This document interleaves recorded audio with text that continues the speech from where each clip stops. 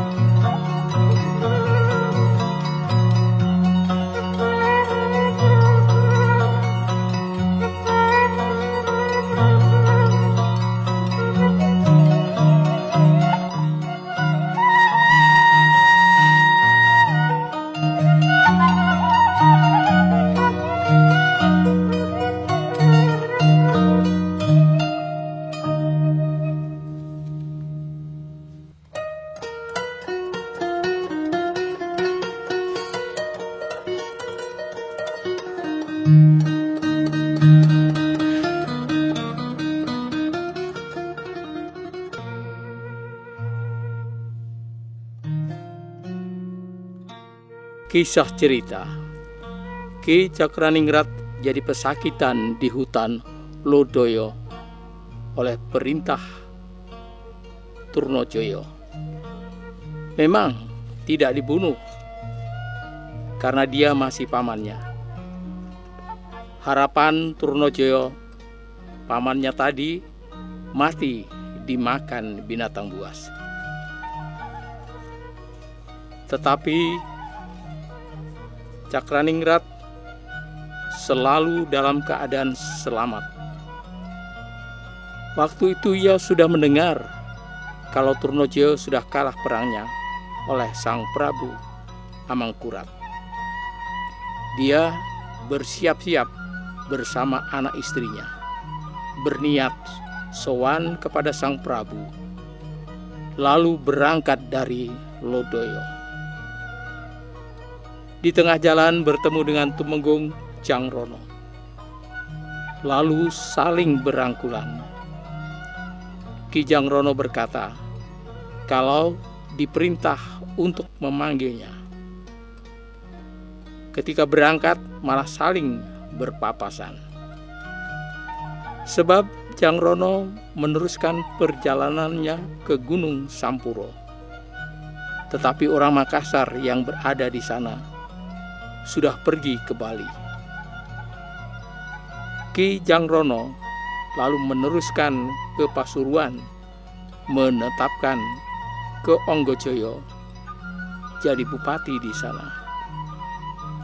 Rakyat Pasuruan juga menerimanya. Ki Jangrono lalu kembali ke pesanggrahan di Pajak. Sedang Ki Cakraningrat sudah sowan ke Sang Prabu, lalu bersujud dan menangis. Sang Noto berkata, "Adi, jangan menangis. Sekarang negara Sampang saya kembalikan kepadamu lagi. Tetapi Adi saya beri tugas. Bujuklah Trunajaya di Gunung Antang sampai berhasil." Cakraningrat menjawab bersedia, lalu berangkat. Kala itu orang Madura dan orang Sampang sudah banyak yang menyerah kepada Adipati Cakraningrat. Jadi Cakraningrat sudah banyak balanya. Maka inilah kisah Trunajaya yang berada di Gunung Antang beserta para istri. Istri Trunajaya itu Putri Mataram, adik dari Sang Prabu Amangkurat, bernama Kleting Ungu dan Kleting Kuning. Waktu bedahnya negeri Mataram, kedua putri itu ditinggal di Kedaton, lalu diboyong ke Madura, diserahkan ke Trunojoyo, dijadikan istri. Putri yang sudah diperistri oleh Trunojoyo adalah yang tua, bernama Raden Ayu Kleting Ungu. Raden Ayu Kleting Kuning akan dimadu dengan saudara tuanya itu, tetapi tidak mau, lebih baik mati saja. Waktu itu sang putri selalu menangis. Sudah 40 hari tidak makan dan tidak minum air, serta menyalahkan ulah Trunojoyo yang begitu tidak tahu diri. Cuma orang kecil memaksa diri menjadi raja, sekarang menemui kesengsaraan. Trunojoyo juga telah menyadari kesalahannya, meminta maaf kepada istrinya. Sang putri bicara lagi. Jika Kakang Trunojoyo mohon maaf karena sudah merasa bersalah, marilah kita sowan. Saya kira Kakang Prabu tidak sampai hati membunuh Kakang Mas Trunojoyo. Pasti kasihan sama saya. Jika Kang Mas tidak mau, saya akan sowan sendiri. Setelah mendengar itu, Trunojoyo ikut menangis serta berkata, "Nimas, saya menurut niatmu, tetapi engkau menghadap terlebih dahulu. Serahkan mati hidupku, serta mintakan maaf. Lalu saya segera menyusul." Tiba-tiba ada orang Madura datang serta membawa surat, utusan dari Adipati Cakraningrat. Surat sudah diterima dan dibaca oleh Trunojoyo. Isi surat memanggil Trunojoyo. Tentang kesalahannya, Kanda Sang Prabu Ki Cakraningrat bersedia memintakan maaf, atau jika sampai dijatuhi hukuman mati, Cakraningrat yang menanggung. Trunojoyo sesudah membaca surat begitu senang hatinya. Ia merasa akan tetap bisa hidup. Lalu istrinya disuruh turun duluan, dinaikkan tandu, diiringi orang-orang Madura, abdinya Cakraningrat 16 orang. Abdinya sendiri sudah habis lari semua. Sang putri sudah turun dari gunung. Bala yang mengepung gunung terkejut melihat tandu turun dari gunung. Akhirnya tahu kalau itu Raden Ayu Trunojoyo. Lalu cuma dilihat saja. Ki Cakraningrat juga ikut mengikuti sang putri. Sudah sampai di pesanggarahan, sang putri lalu bersujud kepada sang Prabu serta menangis. Terlalu banyak keluh kesahnya. Sang raja perlahan berkata, "Yai, sudahlah, jangan menangis. Sudahlah, terima saja bahwa perjalanan hidupmu memang menjadi takdir Allah. Harus demikian itu. Terus suamimu sekarang ada di mana? Bagaimana niatnya sekarang? Kamu terus terang saja." Sang putri menjawab, "Kakang Prabu, Rai Paduka masih ada di atas gunung. Saya juga disuruh menyampaikan keinginannya untuk tobat. Tindakan yang sudah terjadi, semoga Kakang Prabu ampuni. Sekarang masih menunggu perintah Paduka. Sang Noto lalu berkata kepada Ki Cakraningrat, Adi Cakraningrat, engkau naiklah ke gunung, jemputlah si Trunojoyo, terserah padamu. Cakraningrat siap melaksanakan tugas, lalu berangkat bersama balanya, diikuti Tumenggung Suronoto. Sudah sampai di kaki gunung, lalu utusan untuk naik. Setelah bertemu dengan Trunojoyo, utusan memberitahu bahwa Cakraningrat sudah ada di bawah, menunggunya. Trunojoyo segera turun dari gunung beserta para pembantunya sebanyak 30 orang. Semuanya dengan tangan kosong. Senjata mereka sudah bongkok, sudah diangkat duluan. Setibanya di bawah gunung, Ki Cakraningrat lalu merangkul leher Trunojoyo serta berkata, Dole, berhubung kamu kalah perang, sekarang kamu berniat berbakti kepada sang raja. Sebaiknya memakai tanda, bukti bahwa kamu sudah kalah perang. Tunjukkan kesungguhanmu. Cakraningrat segera memberi isyarat kepada balanya. Trunojoyo lalu dikerubut, segera diikat dengan kain cinde bersama ajudannya yang bernama Secogoro. Ia juga sudah diikat. Trunojoyo dan Secogoro tidak berniat melawan, menurut saja. Cakraningrat berkata kepada Trunojoyo, Dole, jangan khawatir. Jika ada amarah dari Sang Noto kepadamu, biarlah saya yang menghalangi. Trunojoyo menjawab, Paman, saya serahkan sesuai dengan keinginan Paman. Sebab semua adalah hasil kejahatan saya.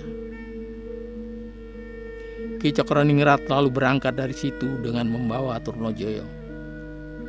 Utusan mendahului untuk memberitahu kepada Sang Prabu jika Trunojoyo sudah dibawa dalam ikatan atau bebandan.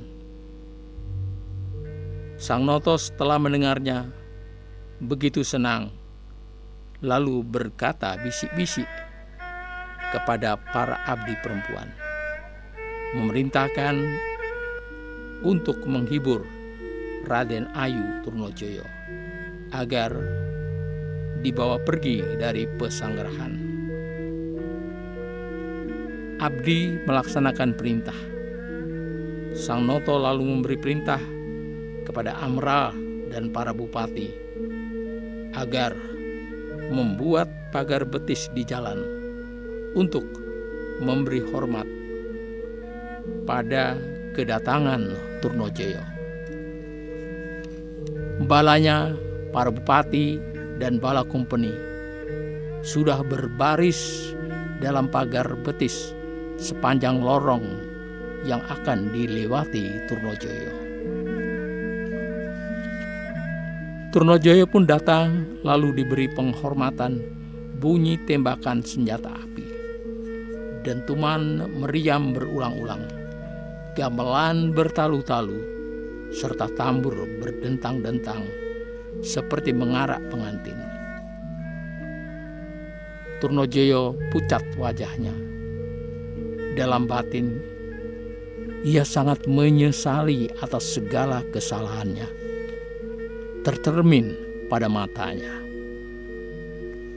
Setibanya di depan Sang Noto, duduk menunduk,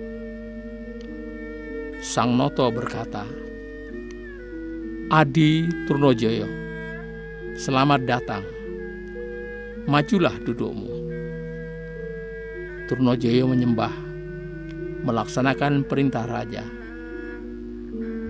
Kata Sang Noto, "Adi Trunojoyo, penuhilah kaul saya.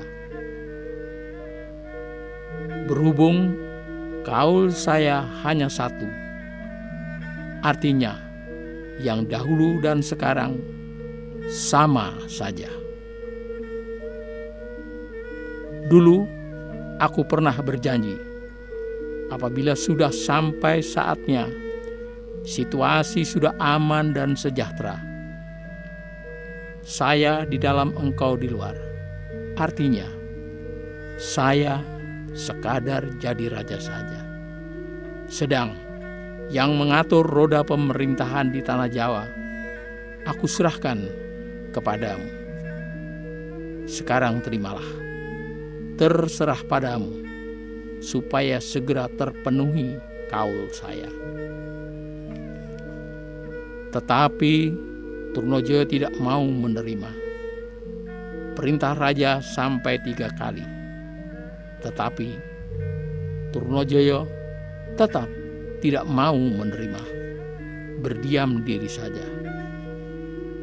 Pangeran Silarong berkata, "Trunojoyo, mengapa menolak kasih seorang raja? Kalau kamu Trah Perwiro, mesti mau menerima, kecuali kalau Trah orang pidak bedarakan atau hina dina, tentu tidak mau menerima. Dan di mana ada orang mulia hati yang ingkar janji?" Trunojoyo menyembah, lalu menerima penyerahan Sang Prabu itu.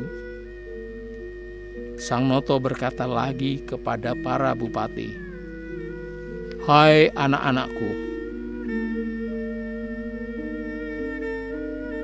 bupati semua, jadilah saksi bahwa kaul saya sudah terpenuhi. Tanah Jawa sudah diterima oleh Adi Trunojoyo." Sang Noto lalu berkata kepada Trunojoyo, "Adi Trunojoyo, tinggal 1 kaul saya. Sekarang lunasilah pula. Ketika saya ada di negara Tegal, saya punya nadar. Keris saya, Kiai Blabor, tidak akan saya ganti kerangkanya sebelum saya rangkakan di dadamu." Para bupati setelah mendengar panggilannya, tanggap semua. Trunojoyo lalu dipapah bersama, didekatkan di depan Sang Prabu. Sang Noto turun dari tahtanya serta mencabut kerisnya, lalu menikam Trunojoyo. Dada tembus sampai ke punggung, darahnya menyembur. Para bupati beramai-ramai ikut menghujamkan keris mereka masing-masing. Demikian para abdi yang duduk di dekatnya. Mayat Trunojoyo hancur tercabik-cabik. Sang Noto memberi perintah, "Anak-anak bupati semua, makanlah hati si Trunojoyo." Para bupati segera membagi hati Trunojoyo, masing-masing mendapatkan sebesar kuku hitam saja. Lalu mereka telan mentah-mentah. Sang Noto lalu memerintahkan pembantu Trunojoyo yang bernama Secogoro untuk ditanya, "Sekarang Panembahan Kajoran ada di mana?" Dijawab bahwa Panembahan Kajoran pergi ke Sonyosirno. Ki Secogoro tadi minta untuk ikut bela mati terhadap gustinya. Lalu ia mati dibunuh juga. Ki Tumenggung Jangrono dan Tumenggung Onggojoyo datang dari Pasuruan, lalu diperintah untuk ikut menusuk sisa bangkai Trunojoyo, serta melumurkan darah Trunojoyo ke badannya. Sesudah itu, kepala Trunojoyo dipotong dan diletakkan di bawah dampar dekat kaki Sang Prabu. Sang Prabu lalu ke Pesanggarahan. Kepala Trunojoyo dibawa serta. Semua abdi perempuan diperintahkan untuk keset membersihkan kaki di kepala Trunojoyo. Setelah pagi, kepala tadi lalu diperintahkan untuk dideplok di lumpang hingga hancur lebur. Raden Ayu Trunojoyo setelah mengetahui suaminya dibunuh secara sadis, mengumpat-umpat Sang Prabu. Karena Trunojoyo sudah bertobat tetapi tetap dibunuh. Ia menangis sejadi-jadinya. Sang Noto lalu membujuk adiknya. Beliau sanggup memberi gantinya. Raden Ayu Trunojoyo menurut